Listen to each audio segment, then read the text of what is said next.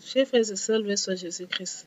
Voilà, j'ai fait cette vidéo. Elle est destinée aux administrateurs des forums, des forats WhatsApp, ceux qui administrent les forats WhatsApp. Je suis tombée là sur une vidéo très importante qu'on me demande de partager. Un expert de la télécommunication, c'est une dame qui n'est pas, et qui dit aux administrateurs des forats de faire attention, de veiller à ce que les gens publient dans les différents forums.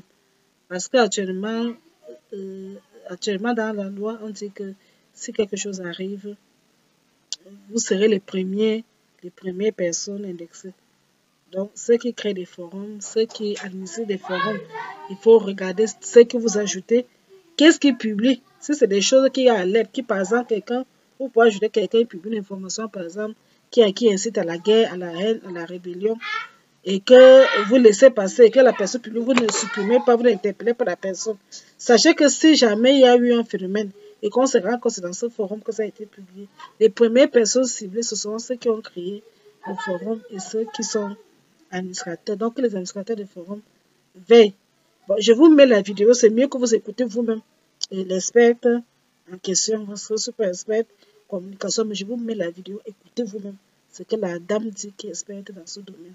Donc c'était ce que je voulais partager avec vous. Je vous laisse avec la vidéo, regardez vous-même.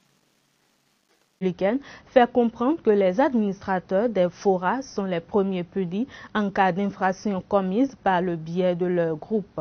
Que faut-il faire en tant qu'administrateur pour éviter de se retrouver dans le filet de la police pour des actes commis par les membres du forum? Les administrateurs sont invités à prendre des précautions.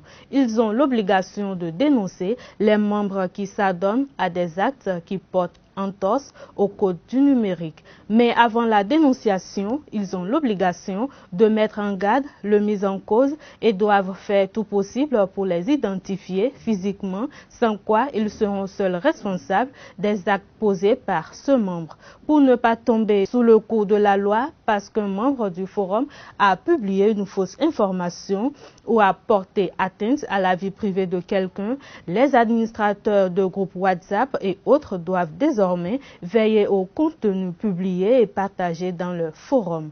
En effet, selon l'article 550 du Code du numérique, quiconque initie ou relaie une fausse information contre une personne par le biais des réseaux sociaux ou toute forme de support électronique est puni d'une peine d'emprisonnement de 2 mois à 6 mois et d'une amende de 500 000 francs CFA à 1 million de francs CFA ou de l'une de ces peines seulement.